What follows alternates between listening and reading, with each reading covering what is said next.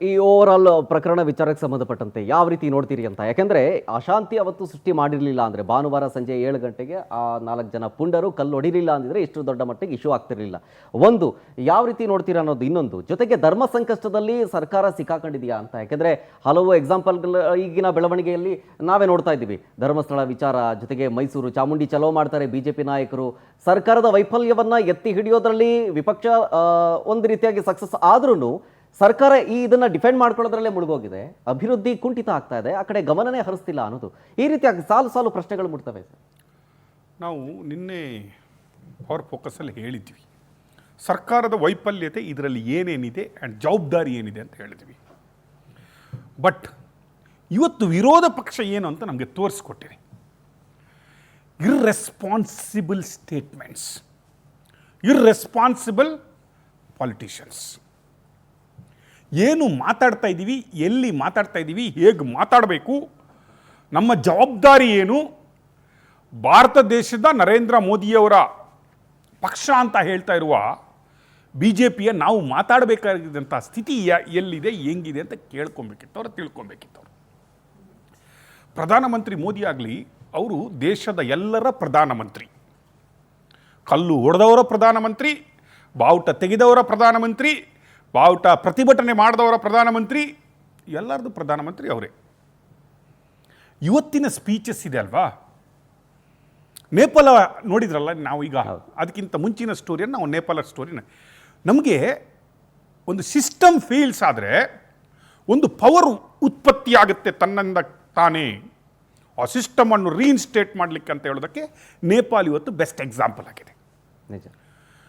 ನಮ್ಮ ರೆಸ್ಪಾನ್ಸಿಬಿಲಿಟಿ ಏನು as A citizens, Bharat ದೇಶದ ಪ್ರಜೆಗಳಾಗಿ, ಪಾಲಿಟಿಷಿಯನ್ಗಳಾಗಿ, ಪೊಲೀಸರುಗಳಾಗಿ, ಜಡ್ಜಿಗಳಿಗೆ ಇರುವ ಮೊದಲ ರೆಸ್ಪಾನ್ಸಿಬಿಲಿಟಿ ಏನಂದರೆ ಅಡ್ಮಿನಿಸ್ಟ್ರೇಷನ್ಗೆ ಸಿಸ್ಟಮನ್ನು ಇಂಟ್ಯಾಕ್ಟ್ ಇರೋದು, ಸಿಸ್ಟಮನ್ನು ಕರೆಕ್ಟಾಗಿ ನಡ್ಕೊಳ್ಳುವಂಗೆ ನೋಡ್ಕೊಳ್ಳುವ ಜವಾಬ್ದಾರಿ ನಮ್ಮ ಹತ್ರ ಇರುತ್ತೆ. ಸಿಸ್ಟಮ್ ಫೇಲ್ ಆಗಲಿಕ್ಕೆ ಬಿಡಬಾರ್ದು, ಆ ಸಿಸ್ಟಮ್ ಒಳಗಡೆ ನಾವು ಕಾರ್ಯನಿರ್ವಹಿಸಬೇಕು. ಅದನ್ನೇ ನಾವು ಸಂವಿಧಾನ ಅಂತ ಕರೆದಿರೋದು. ಆ ಸಿಸ್ಟಮ್ ಏನಿದೆ, ಭಾರತದ ಸಿಸ್ಟಮ್ ಯಾವುದರಲ್ಲಿ ನಡೀತಾ ಇದೆ ಅಂದರೆ, ಬಾಬಾ ಸಾಹೇಬ್ ಅಂಬೇಡ್ಕರ್ ಅವರು ಬರೆದಂತಹ ಹಲವು ಅಮೆಂಡ್ಮೆಂಟ್ಗಳನ್ನು ಕಂಡಂತಹ ಆ ಒಂದು ಸಂವಿಧಾನದ ಅಂಡರಲ್ಲಿ ನಾವು ಕೆಲಸ ಮಾಡಬೇಕಾಗತ್ತೆ ಅನ್ನೋದು ಒಂದು ಸಿಸ್ಟಮ್ ಕ್ರಿಯೇಟ್ ಆಗಿತ್ತು.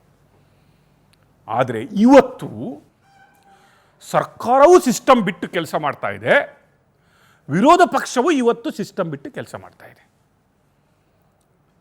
ನಾನು ಹೇಳ್ತಾ ಇದ್ದೀನಿ, ಎಲ್ಲರೂ ಒಂದೇ. ನೀವೇ ಹೇಳ್ತಾ ಇದ್ರಿ one nation one citizen one law ತರಬೇಕು ಅನ್ನೋದಾದರೆ, ದೇರ್ ಆಲ್ ಒನ್. ಕರ್ನಾಟಕದಲ್ಲಿ ನಾವು ಹೇಳ್ತಾ ಇದ್ವಿ ಸರ್ವ ಜನಾಂಗದ ಶಾಂತಿಯ ತೋಟ ಅಂತ ಕುವೆಂಪು ಅವರು ಹೇಳಿದ್ದಾರೆ. ಆದರೆ ಆ ತೋಟಕ್ಕೆ ಇವತ್ತು ಲಂಕಾದಾನದಾಗೆ ಬೆಂಕಿ ಇಡ್ತಾ ಇದ್ದೀವಿ ನಾವು. ದ ಸಿ ದ ಸ್ಟೇಟ್ಮೆಂಟ್, ಹೌದಪ್ಪ ನೀವು ಖಂಡಿಸಿ, ನಿಮ್ಮ ಧರ್ಮಕ್ಕೆ ಅವಮಾನ ಆದರೆ ನೀವು ಖಂಡಿಸಬೇಕು, ನೀವು ಸೆಟೆದು ನಿಂತ್ಕೋಬೇಕು. ಆದರೆ ಯಾವ ರೀತಿಯಲ್ಲಿ ಜನರನ್ನು ಉದ್ರೇಕಿಸ್ಕೊಳ್ಬೇಕು, ಯಾವ ರೀತಿಯಲ್ಲಿ ಜನರನ್ನು ಎತ್ತಿ ಕಟ್ಟಬೇಕು, ಯಾವ ರೀತಿಯಲ್ಲಿ ಜನರನ್ನು ಬಡದಾಡುವಂಗೆ ನೋಡ್ಕೊಬೇಕು ಓಟ್ ರಾಜಕಾರಣಕ್ಕೆ ಅಂತ ಮಾಡಬಾರ್ದು. ಭಾರತ ದೇಶದ ಭವಿಷ್ಯನೇ ಕತ್ಲಿಗೆ ತಳ್ತಾ ಇದ್ರಿ ಪಾಲಿಟಿಷಿಯನ್ಸ್. 4 ಜನ ಮಾಡಿದ ಕಲ್ಲೆಸೆತಕ್ಕೆ ಅಥವಾ 10 ಜನ ಮಾಡಿದ ಪ್ರತಿಭಟನೆಯಲ್ಲಿ ಬೆಂಕಿ ಹಚ್ಚಿದ್ದಕ್ಕಾಗಲಿ ಇಡೀ ಜನಾಂಗವನ್ನೇ ದೂಷಿಸುವುದು ತಪ್ಪು. ಅಂದ ಮಾತ್ರಕ್ಕೆ ಎರಡೂ ಧರ್ಮದವರು ಕೂಡ ಇನ್ನೊಂದು ಧರ್ಮವನ್ನು ಗೌರವಿಸುವುದು, ಅವರ ಆಚರಣೆಗಳನ್ನು ಗೌರವಿಸುವುದು ಅವರ ಜವಾಬ್ದಾರಿ ಆಗ್ತಾ ಇದೆ. ಮೊನ್ನೆ ನಡೆದದ್ದನ್ನು ಯಾರು ವೆಲ್ಕಮ್ ಮಾಡಿಲ್ಲ, ನಾವು ಮಾಡಿಲ್ಲ, ನೀವು ಮಾಡಿಲ್ಲ, ದೇಶವೂ ಮಾಡಿಲ್ಲ. ಪ್ರತಿಯೊಬ್ಬನು ವಿರೋಧ ಪಕ್ಷ ಆಗಲಿ ಅದು ಯಾವ ಪಕ್ಷವಾಗಲಿ ಮಾಡಲಿಕ್ಕೆ ಚಾನ್ಸ್ ಇಲ್ಲ. ಹೌದು, ಆಚರಣೆಗೆ ಮರ್ಯಾದೆಯುತವಾದ ಇನ್ನೊಂದು ಅನ್ಯ ಧರ್ಮೀಯರು ಕೂಡ ರೆಸ್ಪೆಕ್ಟನ್ನು ಕೊಡಬೇಕಿತ್ತು, ಕೊಟ್ಟಿಲ್ಲ. ಪ್ರತಿಭಟನೆ ಆಯಿತು, ಲಾಠಿ ಚಾರ್ಜ್ ಆಯಿತು. ಇನ್ನೇನು ಮಾಡಬೇಕಾಗಿದ್ದು? ರಾಜಕಾರಣಿಗಳ ರೆಸ್ಪಾನ್ಸಿಬಿಲಿಟಿ ಏನಿತ್ತು? ಅಲ್ಲಿ ಹೋಗಬೇಕಿತ್ತು ವಿರೋಧ ಪಕ್ಷದವರಾಗಿ, ಸರ್ಕಾರದ ತಪ್ಪನ್ನು ಎತ್ತಿ ಹೇಳಬೇಕಿತ್ತು, ಜನರನ್ನು ಸಂತೈಸಬೇಕಿತ್ತು, ಎಚ್ಚರಿಸಬೇಕಿತ್ತು. ಕರೆಕ್ಟ್, ನಾನು ಒಪ್ಕೋತೀನಿ. ಎಚ್ಚರಿಕೆಯು ಅವಶ್ಯಕತೆ ಇದೆ. ಯಾರಿಗಾದರೂ ತಪ್ಪು ಮಾಡಿದವನಿಗೆ ಎಚ್ಚರಿಕೆಯ ಅವಶ್ಯಕತೆ ಇದೆ. ಎಚ್ಚರಿಕೆ ಎಷ್ಟರ ಮಟ್ಟಿಗೆ ಒಂದು ರಾಜಕಾರಣಿ ಕೊಡಬೇಕು ಅನ್ನೋದು ಕೂಡ ನಮಗೆ ಸ್ವಲ್ಪವಾದರೂ ಬುದ್ಧಿ ಭ್ರಮಣೆ ಆಗದ ರೀತಿಯಲ್ಲಿ ಮಾತಾಡೋದನ್ನು ನೋಡ್ಕೋಬೇಕು. ನಾಳೆ ಈ ರಾಜಕಾರಣಿಗಳಲ್ಲಿ ಸ್ಪೀಚ್ ಕೊಡ್ತಾರಲ್ಲ, ಎ ಸಿ ರೂಮಲ್ಲಿ ಬಂದು ತಮ್ಮ ಹೆಂಡತಿ ಮಕ್ಕಳೊಟ್ಟಿಗೆ ಆರಾಮಾಗಿ ಮಲ್ಕೊಂಡ್ಬಿಡ್ತಾರೆ, ಕೋಟಿಗಳ ಮೇಲೆ ಆರಾಮಾಗಿ ಬಿದ್ಕೊಂಡ್ಬಿಟ್ಟು ಅಯಾಶಿ ಜೀವನವನ್ನು ಮಾಡ್ತಾ ಇರ್ತಾರೆ. ಅಲ್ಲಿ ಆ ಮಂಡ್ಯದಲ್ಲಿ ಅರ್ಧ ತಲೆಗಳಿತ ಇರ್ತಾವಲ್ಲ, ಬುದ್ಧಿನೂ ಇಲ್ಲದೆ ಏನೂ ಇಲ್ಲದೆ ತಿರುಗ್ತಾವುಗಳಿದ್ದಾವಲ್ಲ, ಅವುಗಳು ಮೊನ್ನೆ ಕಲ್ಲು ಬಿಸಾಕಿದ್ವಲ್ಲ, ಕೆಲವರು ಬೆಂಕಿ ಹಚ್ಚಲಿಕ್ಕೆ ಹೋದವರಲ್ಲ, ಅವುಗಳು ಶುರು ಮಾಡ್ಕೊತಾವೆ. ಓಯ್ಯಪ್ಪ, ನಮ್ಮ ಅಣ್ಣ ಹೇಳೋನೆ, ತಲೆ ಕಡಿ ಕಾಲು ಕಡಿ, ನಾಲ್ಗೆ ಕಡಿ ನಾಲ್ಗೆ ಸೀಳು. ಏನ್ರಿ ನಾವು ಎಲ್ಲಿದ್ದೀವಿ?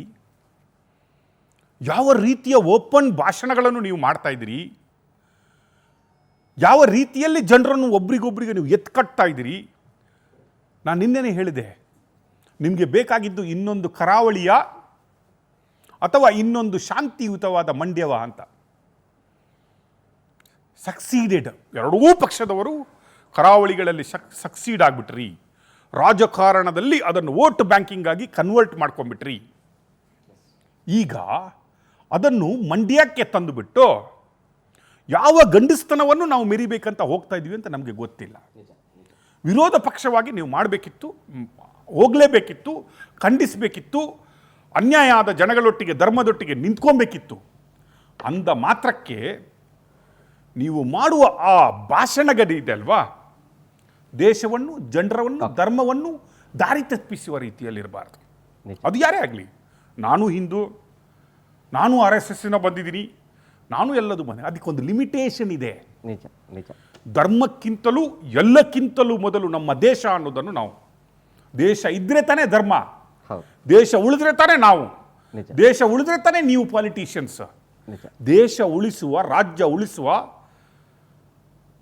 ಕೆಲಸವನ್ನು ಮಾಡಬೇಕೆ ವಿನಃ ಏನ್ರಿ ಎಲ್ಲರನ್ನು ಪಾಕಿಸ್ತಾನಕ್ಕೆ ಓಡಿಸ್ಲಿಕ್ಕಾಗತ್ತಾ? ನಿಮ್ಮ ಹತ್ರ ಸಾಧ್ಯ ಇದೆನಾ? ಅಥವಾ ಪುನೊಂದು ಇಂಡಿಯಾ ಪಾಕ್ ಡಿವೈಡ್ ಮಾಡಿಬಿಟ್ಟು ನೀವು ನಿಮ್ಮಲ್ಲಿಗೆ ಹೋಗಿ ಅಂತ ಹೇಳಲಿಕ್ಕೆ ಚಾನ್ಸ್ ಇದೆನಾ? ಅಥವಾ ನೀವು ಹೋಗಿ ಅಂತ ಹೇಳಿದ ಕೂಡಲೇ ಯಾರಾದರೂ ಹೋಗುವವರಿದ್ದಾರಾ? ಇವತ್ತು ನೀವು ಅಧಿಕಾರ, ನಾಳೆ ಇನ್ನೊಬ್ಬರು ಅಧಿಕಾರ. ಎಸ್, ಸಾಯುವವನು ಏನೂ ಗೊತ್ತಿಲ್ಲದ ಅಮಾಯಕ. ನಿಜ.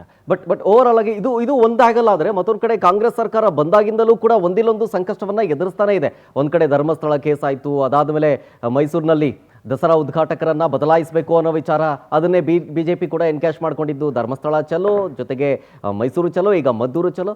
ಈ ರೀತಿಯ ಧರ್ಮ ಸಂಕಷ್ಟದಲ್ಲಿ ಸಿಕ್ಕಾಕೊಂಡ್ಬಿಟ್ಟು ಅಭಿವೃದ್ಧಿ ಕುಂಠಿತವಾಗ್ತಾ ಇದೆ ಅನ್ನೋ ಆರೋಪ.